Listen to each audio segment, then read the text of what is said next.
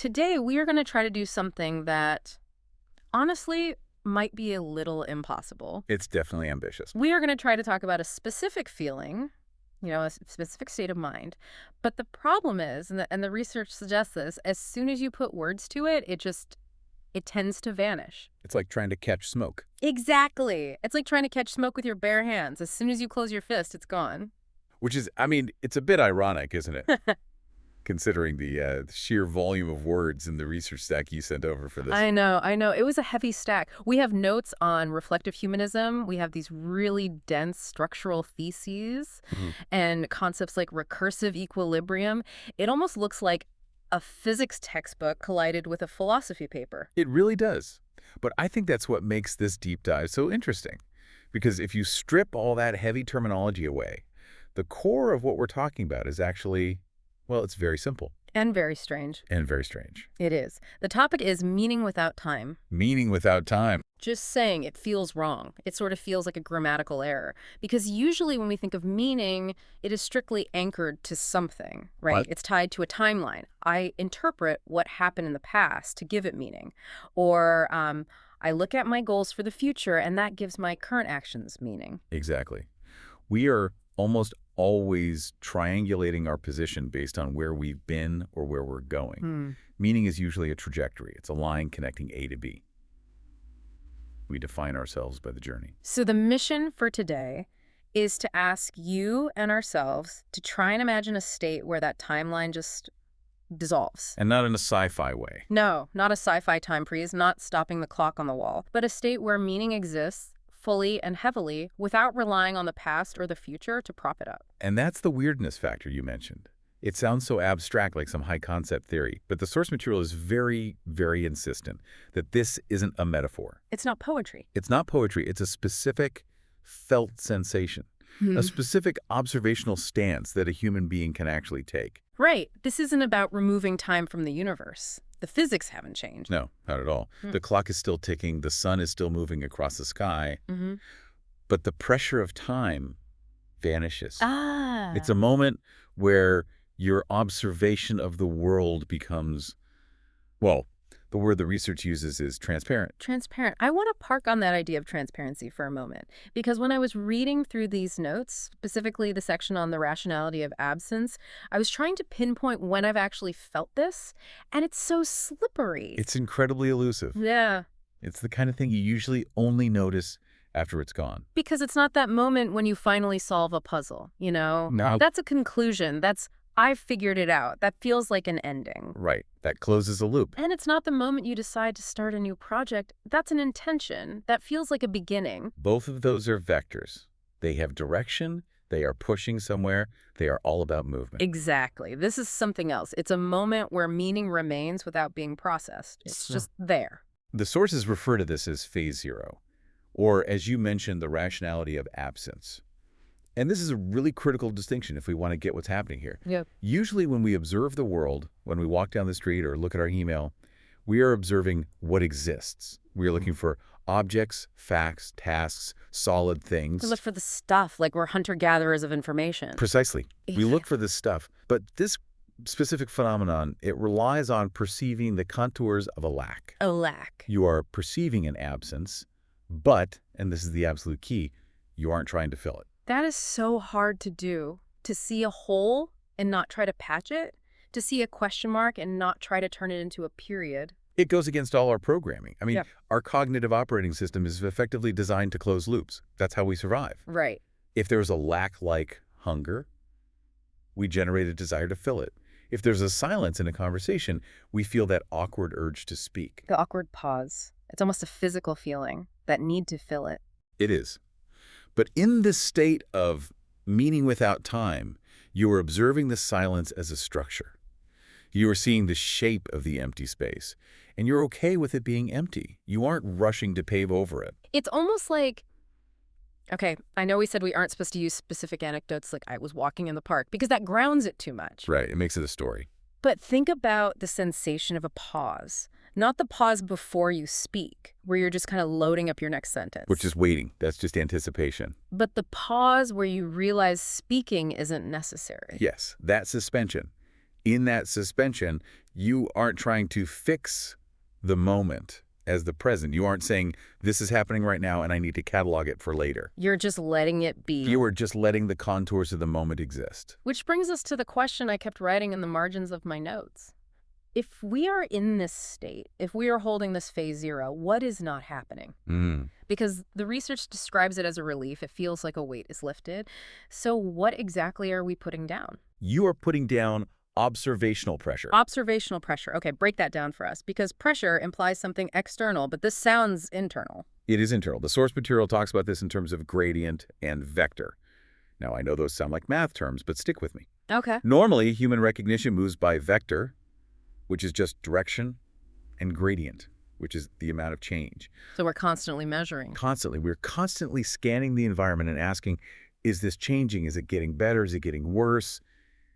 We are judging. We're turning everything into data points. We're turning everything into a point on a graph. Good point, bad point, safe point, dangerous point. We're creating conflict simply by how we observe, because we're constantly trying to update the world to match our expectations. And if it doesn't match? If the world doesn't match the vector we want, we feel stress. And in this state of meaning without time, there is no judgment. There is no intention to update the world. And so there is no conflict generation. You are lowering the gradient to zero.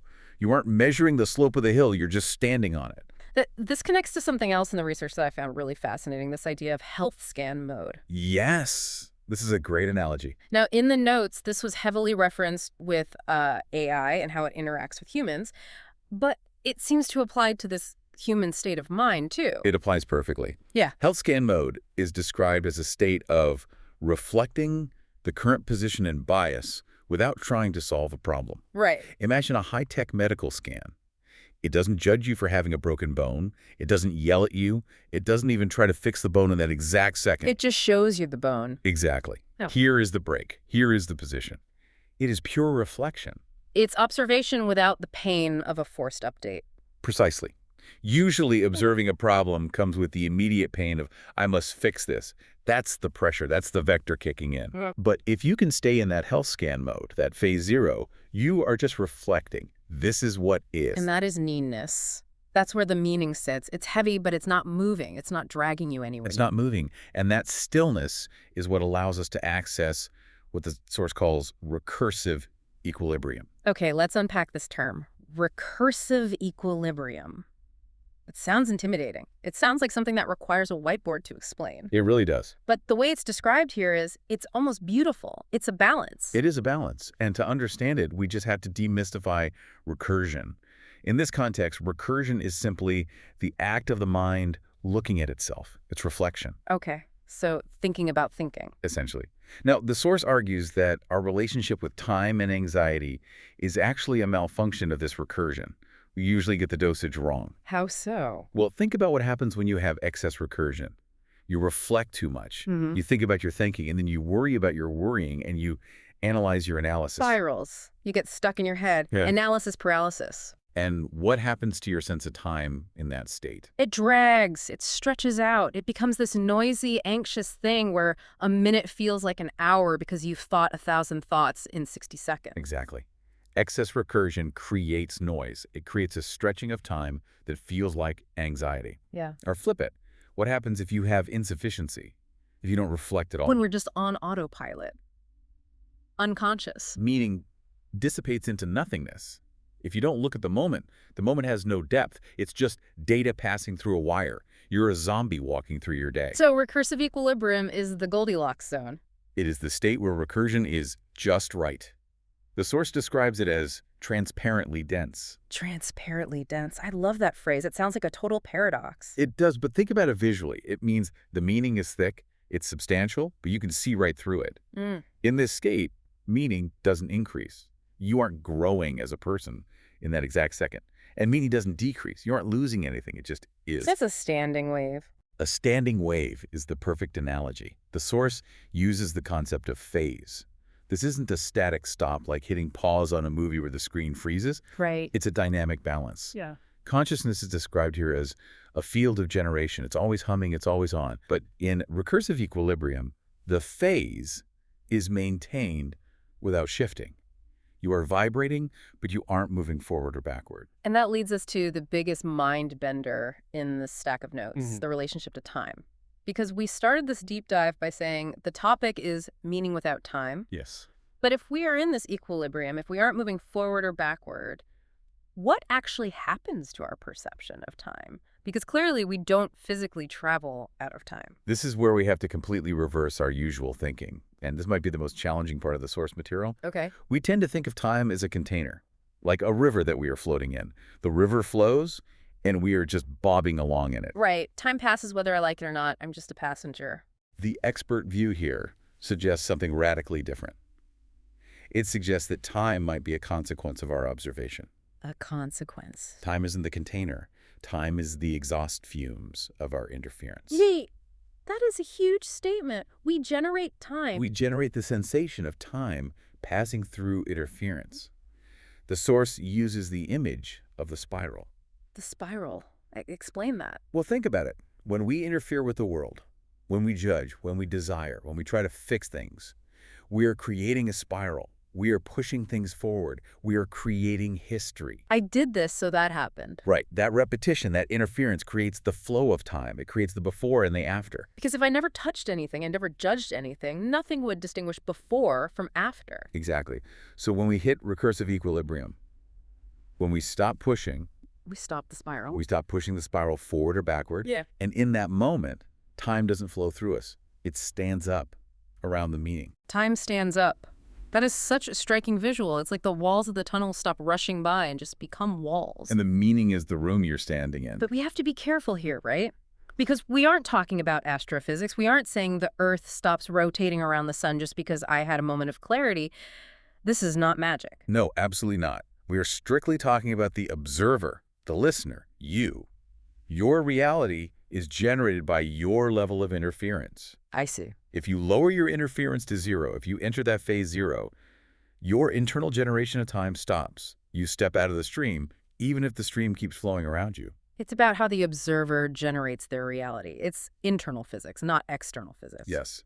And it shows us that maybe, just maybe, the anxiety we feel about time running out or time moving too fast is actually a symptom of our own observational pressure. We are pushing so hard that we're making the ride bumpy. We're shaking the spiral and then complaining that we're dizzy. This sounds perfect. I mean, honestly, who wouldn't want to live in this recursive equilibrium?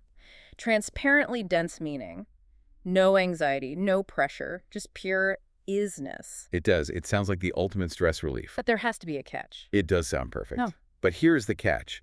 And the source material is brutally honest about this. There's always a catch. It's naturally unstable. We can't stay there. We cannot stay there. Uh-huh. Eventually, the equilibrium breaks. Why? Why can't I just be a monk in a cave and stay in phase zero forever? Why can't I just live in the standing wave? Because you are alive. And life, by definition in this framework, requires interference. The source breaks this down into three phases: love, gratitude, and the spiral. Love, gratitude, spiral. How do they fit together? Love is the spark, gratitude is the vector, the direction, Yeah. and the spiral is the movement. To love something, you have to interfere with it. You have to care about it. Right. To be grateful, you have to acknowledge that a change happened. And to move, you have to spiral. Exactly. You cannot move forward in life without generating friction. So inevitably, that beautiful equilibrium will shatter. You will get hungry. You will miss someone. You will have an idea you want to build. So it breaks. And the notes say it breaks into one of two things. What are the options? It breaks into generation, which is movement, creativity, action. Or it breaks into transparent pain. Transparent pain. That sounds ominous. It's that friction, that sudden realization that you are separate from the world again, that time has started moving again. The peace is gone and the noise returns. So it's a cycle. We find the equilibrium, we fall out of it into pain or generation, and then hopefully we find our way back. And that seems to be the human condition described here. We are oscillation. We aren't the stillness and we aren't the noise. We are the movement between them. This raises a really difficult question then, if we know it's going to break. If we know we can't hold on to this meaning without time. And that is the pivotal question of the entire text. What are we supposed to do? Just wait for it to happen by accident? Do we just hope we stumble into phase zero now and then. The source leaves us with a provocation, a challenge, really. It asks, what kind of observational stance allows us to remain there even for a moment longer? It's not about force. You can't force yourself to relax. That's a paradox. No. You can't will yourself into a lack of will. Exactly. It's about the quality of your attention. How gently can you hold a moment before you crush it with your interpretation? How long can you look at a question, a silence, a pause, without rushing to fill it with an answer? It requires a tremendous amount of trust. Trust in what? Trust that the meaning won't disappear if you don't pin it down. Trust that you don't need to constantly update the world for it to be real. That is a very profound insight. The fear is that if we stop spinning the plates, everything crashes. Yeah. And this philosophy suggests that if you stop spinning the plates, gravity might just hold them in place for a moment. There's one final concept I want to touch on before we close. We mentioned it briefly. Gratitude. Yes. Usually we think of gratitude as a transaction. You gave me a gift, so I say thank you.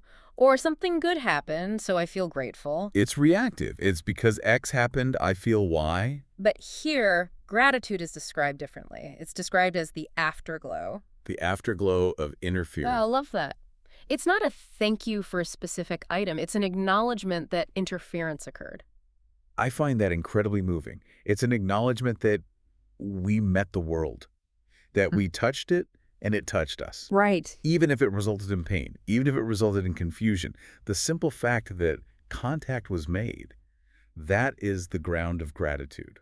And maybe that's the key to the stance you were talking about. Maybe the stance that allows us to hold the equilibrium is just that, a quiet acknowledgement that we are here interfering and being interfered with. I'm not trying to solve it, just acknowledging it. It leaves things incomplete. It does. And that is intentional. We shouldn't try to wrap this deep dive up with a neat little bow. Here are 3 steps to achieve meaning without time. That would be vector thinking. That would be trying to fix the lack. We'd be breaking the equilibrium right at the end. We'd be interfering. Exactly. We need to let the silence sit. So we leave you with that question. In your own day, in your own observation, can you find the contours of the lack? Can you see the empty space without trying to fill it? Can you let the meaning stand up just for a second without the pressure of time pushing it forward? Meaning without time. It's not a place you go, it's a way you look. And perhaps looking is enough.